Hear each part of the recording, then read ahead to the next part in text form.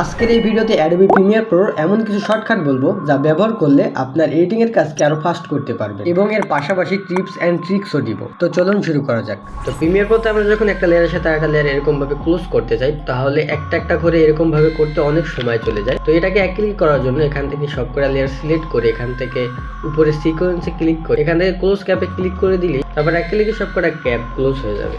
আমরা আমাদের ওয়ার্কস্পেসে যদি খেয়াল করি এখানে বিশেষ করে অনেকগুলো ট্যাব থাকে, উপরে ট্যাব থাকে যেমন effect control, Lumetri, colour, essential graphics, text, এরকম অনেকগুলো ট্যাব থাকে। এই ট্যাবে যাওয়ার জন্য একটা করে ক্লিক করে করে যেতে হয়। তো এটা চাইলে একদম সহজে যেতে পারবেন। সেটা জন্য এখানে মাউসের হুইলটা রেখে মাউসটা ঘোরাবেন, তাহলে এক ট্যাব থেকে অন্য ট্যাবে চলে যাবেন।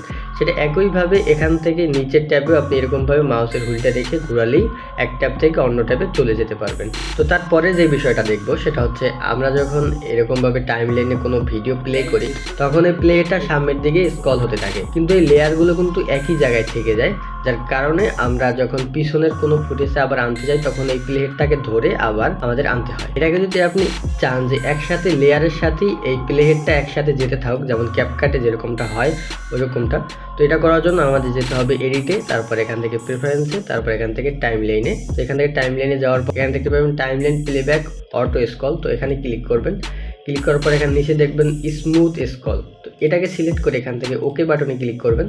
তারপর আপনি যদি এটা প্লে করে দেখেন তখন কিন্তু প্লে হেডটা এবং টাইম লাইনের লেয়ার সহ স্ক্রল হতে থাকবে সামনের দিকে।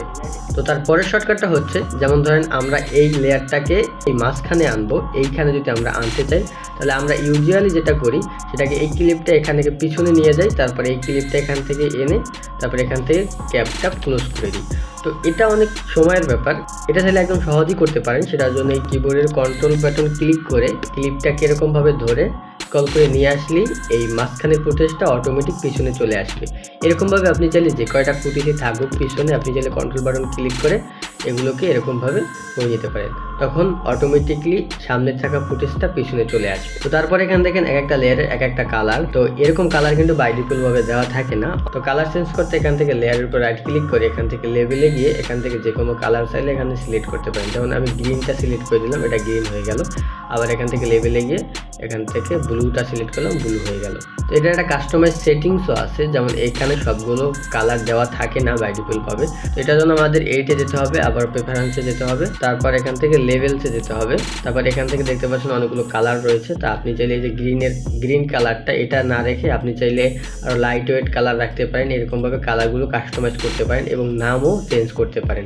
তো সব শেষে যে জিনিসটা আমরা দেখবো সেটা আমাদের খুবই কাজে আসবে, সেটা হচ্ছে আমরা যখন একটা লেয়ারে অনেকগুলো কিরফ্রেম নিয়ে কাজ করি তখন কিন্তু আমাদের এই কিরফ্রেমের প্রপার্টিতে গিয়ে স্মুথ করতে হয়, কিন্তু ইফেক্ট কন্ট্রোলে কিন্তু আরো ভ্যারিয়েবল ভাবে অনেকগুলো প্রপার্টি থাকে। তো আপনি চাইলে এই প্রপার্টিগুলো রিমুভ করতে পারেন এখান থেকে। শুধু আপনি যখন কিরফ্রেমের কাজ করছেন তখন শুধু কিরফ্রেমের প্রপার্টিগুলোই শো হবে। তো এটার জন্য এখান থেকে একটা ফিল্টারের মতো অপশন দেখতে পাচ্ছেন, এখান থেকে ফিল্টারে ক্লিক করবেন, তারপর শো অনলি কিরফ্রেম প্রপার্টি এখানে ক্লিক করবেন। তারপর এখান থেকে যেই প্রপার্টিতে শুধু কিরফ্রেম দিয়েছেন সেই প্রপার্টিগুলোই এখানে শো হবে। আপনার সুবিধা হবে কিরফ্রেমগুলো স্মুথ করতে, আর অন্য কোনো প্রপার্টি থাকবে না। আর অন্য কোনো প্রপার্টি থাকলে আরও ঝামেলার অনেকগুলো থাকে, এর কারণে এখান থেকে ধরে ধরে নিচে যেতে হয়, এখান থেকে আরও অন্য প্রপার্টি থাকে। তো এটা আশা করি আপনাদের কাজে আসতে পারে। তো সবশেষে আরেকটা জিনিস দেখাই দিই, এটা আপনাদের কাজে আসতে পারে।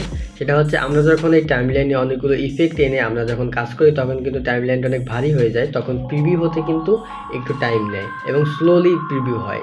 তখন আপনি প্রিভিউ করতে কিন্তু বা আরেকটা লেয়ারে কাজ করতে কিন্তু আপনার অসুবিধা হতে পারে। তো এটা চাইলে আপনি এই ইফেক্টগুলো অফ করে রাখতে পারেন। আপনার লেয়ারের ইফেক্টগুলো যদি অফ করে রাখেন তাহলে স্মুথলি কিন্তু প্রিভিউ হবে, তখন আপনি ইজিলি ভাবে আরেকটা লেয়ারে আপনি কাজ করতে পারবেন।